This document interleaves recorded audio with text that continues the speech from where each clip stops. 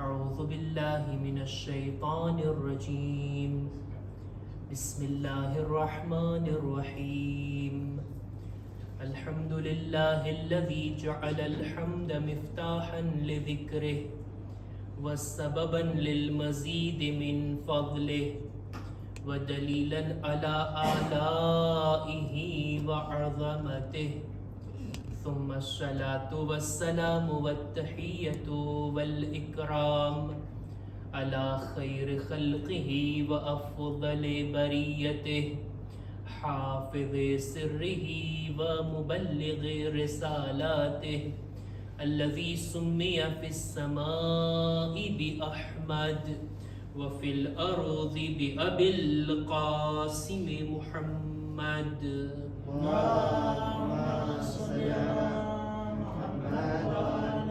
وعلى أهل بيته الطيبين الطاهرين المعصومين المظلومين ولعنة الله على أعدائهم أجمعين أما بعد فقد قال الله سبحانه وتعالى في كتابه الكريم بسم الله الرحمن الرحيم لا أقسم بيوم القيامة صلوات پر محمد وآل محمد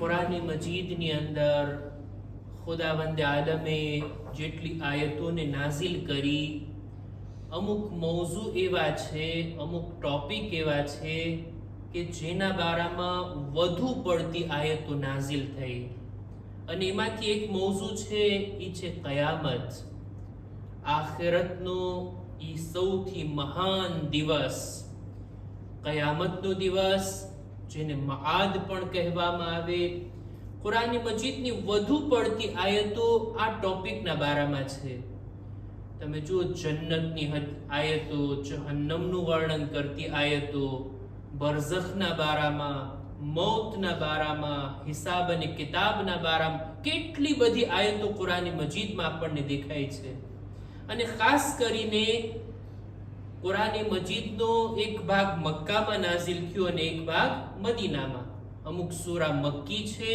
અમુક સૂરા મદની છે મક્કામાં નાઝિલ થયેલી આયતોનો જે આપણે ભાવાર્થ જોઈએ તો વધુ પડતી આયતો કયામતના અકીદાના બારામાં છે અને ખુદ કુરાનની આયતોથી જ આપણને જાણકારી મળે છે કે બધા નબીઓ જે એક ચીજ તરફ બોલાવતા ઈ છે કયામત કયામતના દિવસના અકીદા તરફ તમામ નબીઓએ લોકોને દાવત આપી લોકોને બોલાવે છે કે એ લોકો આ દિવસ ઉપર ઈમાન લાવો આ દિવસ ઉપર તમારો અકીદો રાખો કુરાન મજીદમાં આખો એક સૂરો છે જેનું નામ છે સૂરે કયામત 75મા નંબરનો આ સૂરો બહુ મોટો સૂરો પણ નથી અમુક આયતો છે એની આ સૂરાના બારામાં રસૂલ ખુદા સલ્લલ્લાહુ અલૈહિ વાલેહ વસલ્લમ ફરમાવે છે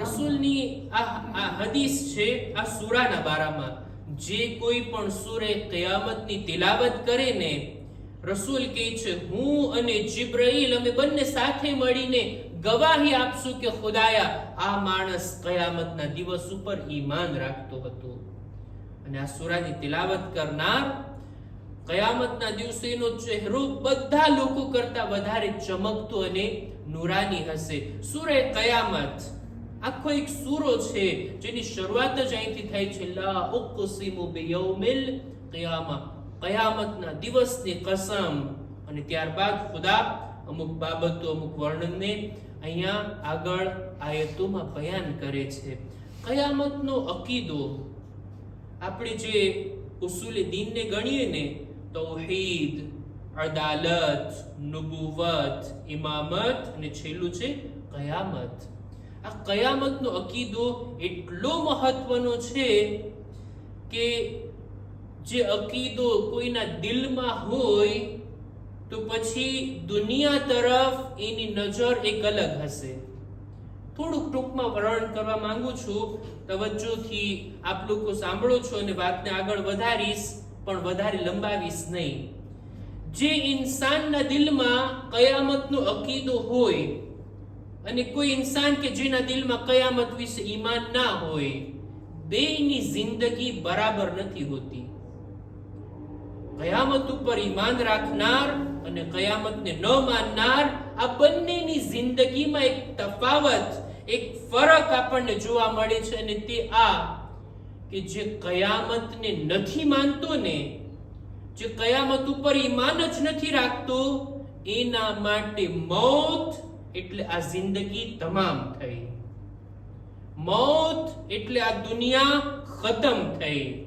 પણ જે કયામત ઉપર ઈમાન રાખતો હોય ને, એના માટે મોત જિંદગી પૂરી થવાનું નામ નથી, બલકે એક નવી જિંદગીની શરૂઆત છે. એ માને છે કે આ અમુક વર્ષો દુનિયામાં પસાર કરી, આ એક જિંદગી પૂરી થઈ, નવી જિંદગી આપણી એક શરૂ થઈ. આ કયામત ઉપર અકીદો રાખતો હોય ને એની નજરમાં. કયામત ઉપર કોઈ ઈમાન રાખતું હોય, કયામત ઉપર ઈમાન ધરાવતું હોય, એ દુનિયાને એક અલગ નજરથી જોશે. અને જે કયામતને નથી માનતો, એની નજર દુનિયા માટે કંઈક બીજી હશે. જે માણસ કયામતને માનતો હોય ને, એના માટે આ દુનિયા એક ખેતી સમાન છે. અહીંયા ઉગાડવાનું છે, ત્યાં એના ફળ મેળવવાના છે. અહીંયા સારા કામો કરવાના છે, ત્યાં એનો બદલો, એનું ઇનામ બાદમાં મેળવવાનું છે. બુરા કામ, એનો નતીજો બાદમાં મળવાનો છે. પણ જે કયામતને નથી માનતો, એના માટે તો દુનિયા મોજ મજાની જગ્યા. ખાઓ પીઓ, આરામ કરો, જેમ કરવું એમ તેમ કરો, કાંઈ આના પછી છે જ નહીં. એની નિયત, એની નજર દુનિયા તરફ આ રીતના હશે. જે માણસ કયામતને માનતો હોય ને, એ માણસ પોતે પોતાને જવાબદાર અને રેસ્પોન્સાબલ ગણશે. જે માણસ એમ અકીદો રાખતો હોય કે દુનિયામાં હું જે કંઈ કામ કરું છું, એને કોઈ જોઈ રહ્યું છે, એને કોઈ નોટ કરી રહ્યું છે, એક દિવસ મારે એનો હિસાબ દેવાનો છે, એક દિવસ મને એનો બદલો મળવાનો છે. સારા કામ તો ઇનામ અને બુરા કામ તો સજા. આ રીતનો અકીદો રાખતો હોય, આ રીતનું માનતો હોય, હવે એ દુનિયામાં એમને નહીં આગળ વધે, ડગલે ને પગલે ધ્યાન રાખીને આગળ વધશે. પણ કોઈ કયામતને માનતો જ ના હોય, ઈમાન જ ના રાખતું હોય, એના માટે પછી ન તો કઈ હલાલ છે, ન તો હરામ છે, ના હિસાબ છે, ના કિતાબ છે, એ કઈ ગણતો જ નથી, કઈ માનતો જ નથી. એનો વ્યવહાર દુનિયામાં કેવો હશે? એટલે જ કયામત ઉપર અકીદો ઇન્સાનને જવાબદાર, મસઉલ અને રિસ્પોન્સિબલ બનાવે છે. તમે જો દુનિયાની અંદર હૈવાની જિંદગી, હૈવાન લોકો, એ લોકો રિસ્પોન્સિબલ નથી, એ લોકો જવાબદાર નથી, એનાથી કઈ પૂછાણ નહીં થાય. ઇન્સાન પણ જો કયામત ઉપર ઈમાન ના રાખે ને, એની જિંદગી પણ હૈવાન જેવી થઈ જશે, કઈ ફરક નથી રહેવાનો. અત્યારે તમે રસ્તા ઉપર પક્ષીઓને, ઉવાઝોને તમે દાણા નાખો જોઈ, બધા પક્ષીઓ આવી પડશે, કબૂતર આવશે, ચકલી આવશે, બધા. એમાં કોઈ એમ સમજશે કે જેને એક ફેરે લઈ લીધો બીજી વાર ના આવે? બધા લાઈનમાં ઉભા રહે, એક એક પછી એક એક દાણો લે. કોઈ પણ એકબીજાનો ખ્યાલ રાખશે કે ભાઈ પહેલા તમે લઈ લો પછી હું લઈશ? ના, એ લોકો તો બસ દાણા જુએ એટલે ખાવાની વાત હોય, તૂટી પડવાની વાત હોય. હલાલ છે, હરામ છે, કોઈનો હક છે કે નહીં, કોઈને આગળ આવવા દેવા છે કે કાંઈ જોવાનું જ નથી. ઇન્સાન પણ જો કયામત ઉપર ઈમાન ના રાખતો હોય, એના માટે છે કઈ હલાલ, હરામ, જવાબદારી, કોઈ બીજાનો હક, ગસ્બી કોઈ ચીજનો ઉપયોગ કરવો, અથવા તો કોઈ પણ એકબીજાના હક પ્રત્યે કઈ જવાબદારીનો અહેસાસ નહીં કરે ઇન્સાન, કયામત ઉપર જો ઈમાન રાખે ને માણસ, તો એની જિંદગી એક અલગ હોય. કયામત ઉપર ઈમાન રાખનાર ઇન્સાન દુનિયામાં તકવા ભરી જિંદગી જીવે છે. જેની જિંદગીમાં તકવા નથી હોતો ને, સમજી લેવું કયામત ઉપર એનો અકીદો નબળો છે, એનું ઈમાન કાચું છે. કયામત ઉપર કોઈ વિશ્વાસ રાખતું હોય અને બની શકે એ તકવાના રસ્તાને ના અપનાવે, તકવાનો ખ્યાલ ના રાખે, પોતાના આમાલમાં, પોતાના વર્તાવમાં, પોતાની જિંદગીના કામોમાં હંમેશા કયામતને જો ધ્યાનમાં રાખે ને, તો પછી એની જિંદગીમાં બુરા કામોની એન્ટ્રી નહીં થાય. બુરા કામો એની જિંદગીમાં નહીં આવે. ઇન્સાન સમજશે જો હું સારા કામ કરીશ, આ એનું બીજ ઉગાડું છું, એનું ફળ મને પછી મળવાનું છે. બુરા કામ કરીશ, એનો બદલો, એની સજા જહન્નમના અઝાબ રૂપે મને મળવાની છે. દુનિયાની અંદર સારા કામો કરી આખિરતને આબાદ કરવાની છે. બુરા કામોથી બચીને સારા કામો કરીને દુનિયાને આબાદ, આખિરતને આબાદ કરવાની છે. અને જો બુરા કામમાં ફસાણા તો પછી આપણું ઠેકાણું જહન્નમ છે. આ વાત કોણ ઇન્સાનને સમજાવશે? આ તકવાનો રસ્તો કોણ દેખાડશે? એ છે કયામત ઉપર ઈમાન, કયામતનો અકીદો. અમીરુલ મુમિનીન હઝરત અલી ઇબ્ન અબી તાલિબ અલૈહિસ્સલામ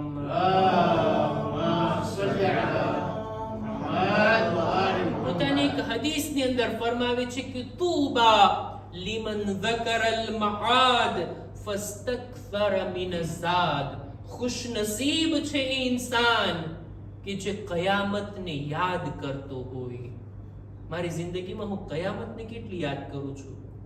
યાદ આવે છે મને એ દિવસ કે એક દિવસ ખુદાના હુઝુરમાં ઊભા રહેવાનું છે, અને અમુક દિવસોનો, અમુક કલાકોનો, અમુક વર્ષોનો નહીં, આખી જિંદગીનો હિસાબ ખુદાની બારગાહમાં આપવાનો છે. આ દિવસને યાદ કરે કોઈ, ઇમામ કહે છે જેના દિલમાં આ દિવસની યાદ હોય ને, ખુશનસીબ છે. અને ન ફકત યાદ કરે, ફસ્તકસરા મિન ઝાદ, આ દિવસમાં કામ આવનાર ભાથાને પણ પોતાની પાસે વધારે મેળવે, વધારે હાસિલ કરે.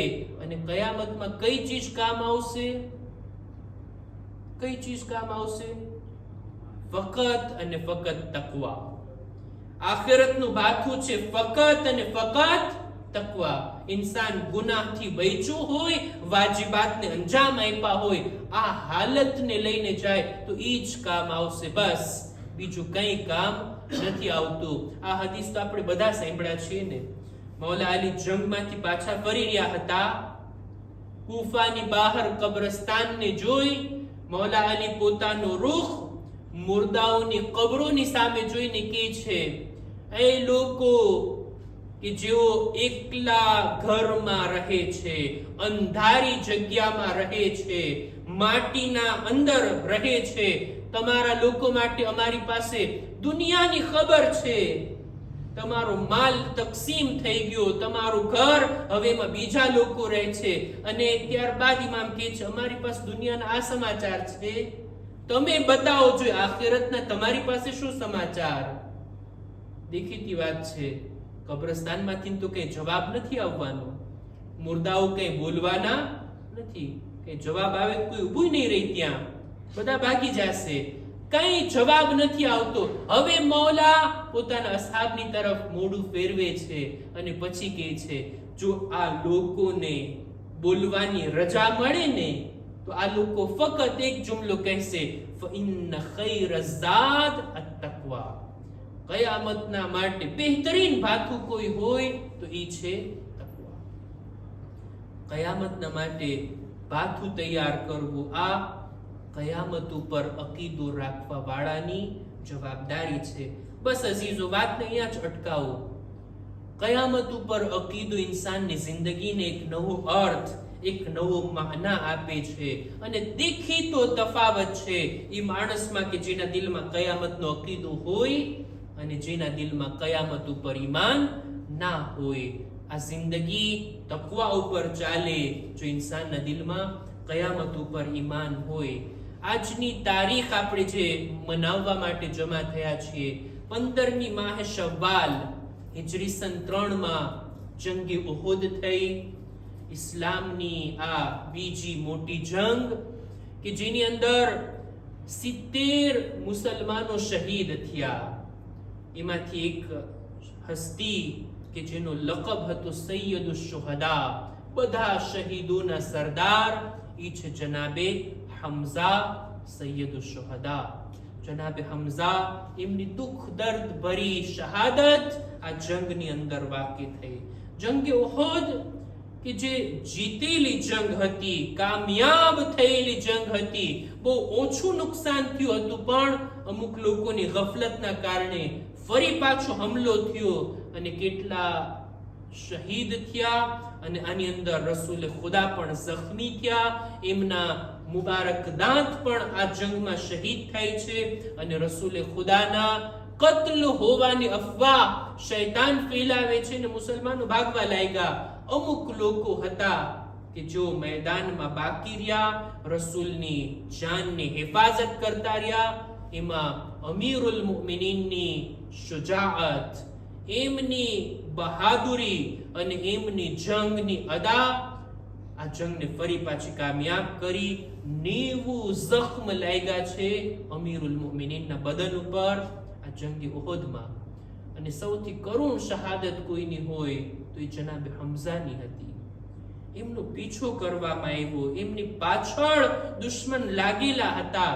ખાસ કરીને અબુ સુફિયાનની ઝૌજા મુઆવિયાની માં હિન્દ પોતાના ગુલામને તૈયાર કરે છે ને કહે છે કે આ 3 હસ્તીઓને તારે કત્લ કરવાના છે.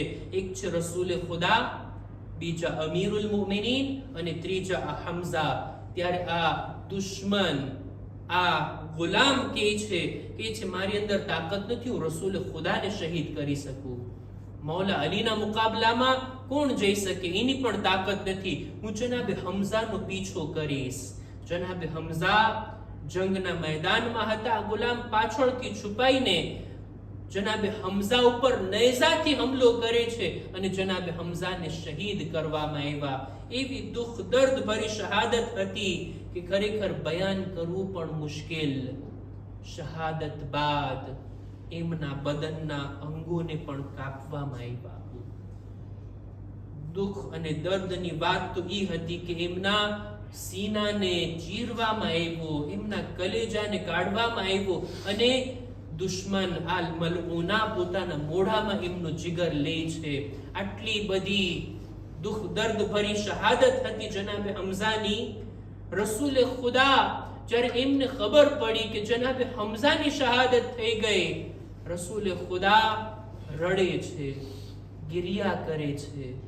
રસૂલે ખુદાએ જ્યારે જોયું કે શુહદા ઉપર દરેક શહીદના ઘરવાળા આંસુ વહાવે છે, એમનો ગમ મનાવે છે, રસૂલે ખુદાએ ફરમાવ્યું વ અમ્મા હમઝતા ફલા બવાકી અલા, મારા ચાચા હમઝા ઉપર રડવા વાળું કોઈ નથી. આ સાંભળવું હતું કે મદીનાની औरतो પોતાના શહીદોના ગમને ભૂલી ગઈ અને જનાબે હમઝાનું માતમ કરવાનું શરૂ કર્યું. જનાબે હમઝા એમના ઉપર ગિરિયા, ખુદ રસૂલે ખુદાએ ફરમાવ્યા અને ખુદ પોતે આવે છે ઉહદના મેદાનમાં. જનાબે હમઝાના સરહાને રસૂલે ખુદા આવ્યા. લાશની હાલતને જોઈને એટલું રડ્યા, એટલું ગિરિયા કર્યા, એ મારા મહેરબાન ચાચા, તમે આ રીતના આટલી મોટી કુરબાની આપ્યા, આવી તમારી શહાદત. રસૂલે ખુદા રડી રહ્યા હતા, ગિરિયા કરી રહ્યા હતા. એટલામાં સમાચાર મળે છે જનાબે હમઝાની બહેન જનાબે સફિયા આવી રહ્યા છે. રસૂલે ખુદા તરત ઊભા થયા, પોતાની અબા જનાબે હમઝાના લાશા પર ઓઢાડી દીધી. રસૂલ નહોતા ચાહતા કે એક બહેન પોતાના ભાઈની લાશને આ હાલતમાં જુએ. આ રીતના હમઝાના જનાઝાને છુપાવી દીધા. હું અર્જ કરીશ યા રસૂલ અલ્લાહ, કાશ કરબલામાં પણ કોઈ હોતે, આકા હુસૈનના ચહેરાને, એમના જનાઝાને છુપાવતે. એમની દુખિયારી બહેન આ હાલતમાં પોતાના ભાઈને ના જોતે. અઝાદારો કરબલાના મેદાનમાં જનાબે ઝૈનબ 2 વખત આવ્યા છે આકા હુસૈનના જનાઝા પર. પહેલી વખત રાતની તારીકીમાં સકીનાને લેવા માટે આવ્યા હતા. અંધારું આડે આવ્યું, ભાઈના જખ્મો પર નજર નહીં પડી હોય, પણ જ્યારે બીજા દિવસે અસીર બની, કૈદી બનીને કરબલાથી જઈ રહ્યા હતા, દિવસના ઉજાસમાં જ્યારે ભાઈના જનાઝા પર નજર પડી, જનાબે ઝૈનબે ઊંટ પરથી પોતાને પછાડી દીધા. પોતાના ભાઈના લાશા પાસે જઈ બીબી તવાફ કરી રહ્યા છે. બીબી શા માટે તવાફ કરે છે? જુએ છે બદનનો કોઈ હિસ્સો સલામત હોય તો આ બહેન ભાઈના લાશાને બોસા આપે. ઝૂકીને કપાયેલી રગો પર બોસા આપી અને પોતાના ભાઈથી વિદાય લે છે. અલા લઅનતુલ્લાહ على القوم الظالمين وسيعلم الذين ظلموا أي منقلب ينقلبون إنا لله وإنا إليه راجعون. परवरदिगारा हमारी मुख्तसर इबादत ने कबूल फरमा. खुदाया हमारा माँ बाप ना गुनाहों ने बख्शी आप. माबूद दरेक मुमिनीन मुमिनात नी जान माल इज्जत आबरू ने हिफाजत फरमा. जो बीमार छे शिफा ने तंदुरुस्ती अता कर. અમારા બદનમાં પણ સલામતી આપી દરેક બીમારીઓથી મહેફૂઝ રાખ. અમારા મરહુમીનની મગફિરત ફરમાવ. ઝમાનાના ઇમામના ઝુહૂરમાં તાજીલ ફરમાવ. અમારો શુમાર એમના સાથીઓમાં કર. રબ્બના તકબ્બલ મિન્ના ઇન્નકા અંતસ સમીઉલ અલીમ.